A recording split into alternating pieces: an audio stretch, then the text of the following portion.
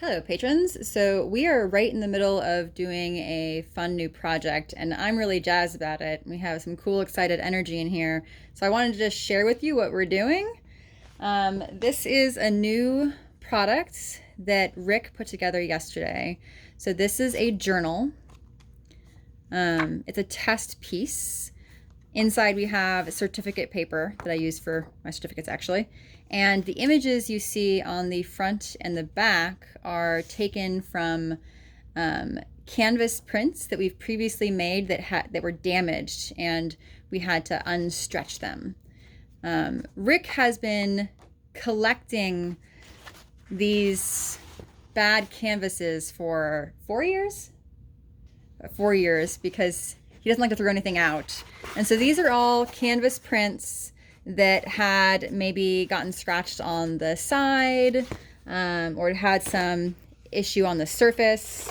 And he has a huge box of these canvases. And so we've been planning for a while to make this product, which we're very excited for. It allows us to recycle them, which cuts down on waste, which is really neat. And it can make this just beautiful product. And so this is the test products. This is, what kind of binding is this, Rick? Coptic. So this is Coptic binding that we're using here. All this is new to me, so it's pretty exciting. And this canvas prints, this is taken from one of the long flame pieces. And as you can see, it's really well treated. So all of these have the same glazing that all of my canvas prints have. And on the back is a cutout of a ventricular brain, and you get to see the beautiful close-up numbers. So it's a really great way to see my products. And right now I'm doing the fun part of choosing what is going to be some of the covers. So these are some that we've just cut out. So this is a nice cover here for a ventricular brain. This is taken from Midnight. It's the flower in her hair, whereas this is the really cool cover. And finding where you're going to make the cover is super fun. We have this little window that you can place over the damaged print to find your cover. This is one I think will be really neat. The eyeball here. I imagine in the future, when we have open studios and events, we can actually let customers do this themselves, which I would want to do. So you take the template and you choose where your cover is going to be. This signifies what side is going to be bound. So I would probably do something like this here. And that'd be really beautiful. Yeah, I'm gonna do right there. I'm gonna go ahead and mark it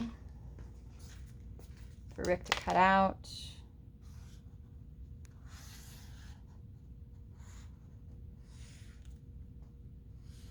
Which is kind of fun to just place a big marker over your art.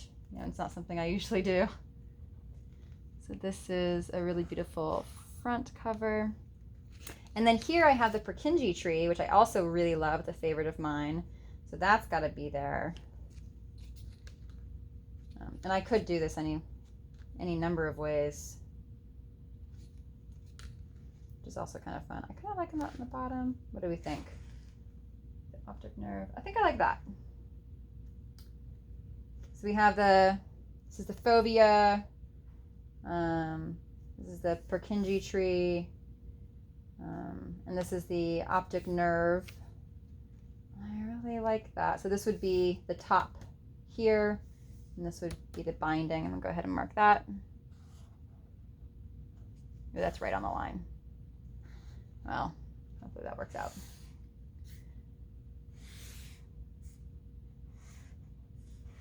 So this is part of my choice for that guy. I've marked up, and I have more here that I can use for backs. So as you see on this stack I have here, these are images we use for the front covers.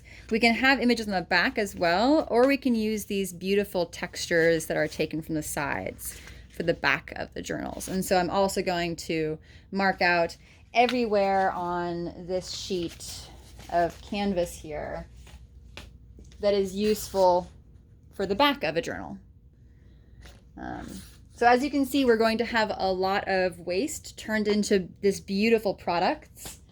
This one is probably mine.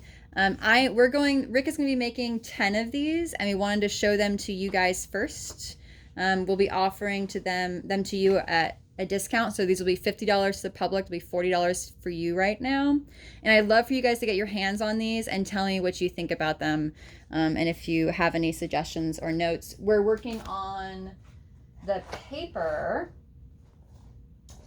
This is something I'd like to know from you is what type of journal would you like to own? So this is some of the paper we're going to be using. This is black drawing paper, so it's toned paper. I'm also going to be filling it with this toned paper. So these are going to be art books. Do you guys want lined paper, graph paper?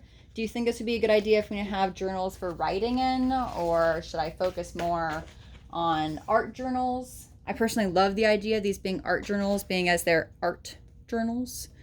And we can do, I have some really excellent watercolor paper and Bristol paper. They're really thick, so those would be really kind of small books. These have, is that 50 sheets? 60 sheets.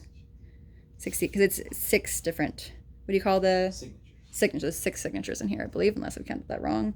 1, 2, 3, 4, 5, 6. Yes, this is 60 pages for an art journal that had some really heavy, beautiful watercolor paper or even canvas paper, which we could get. You wouldn't have that many pages because it'd be really thick, but it would be kind of an amazing collectible piece. So let me know what you think. How neat is this? And if you want to be one of the early people who get a journal, let me know if there's any in particular, like image in particular, you would like one of. I'm about to, we have a 4 years worth of damaged pieces. Forest bathing I'm particularly excited about, of course. I also have this gorgeous Angkor Wat, which is a problem because there's just so many cool covers on here to choose. Like I'm having a hard time choosing which is the cover. This part right here I think would be really excellent, but that would remove the ability to have the central tree. Anyway, so let me know. I might do a video where I show the sheets we're going to be using, and then if you would like to order one of the journals, let me know from which piece of canvas you would like, and I'll put one to the side for you to look at. All right, cool. Thanks, and I'll have another video, guys, for you soon. Bye.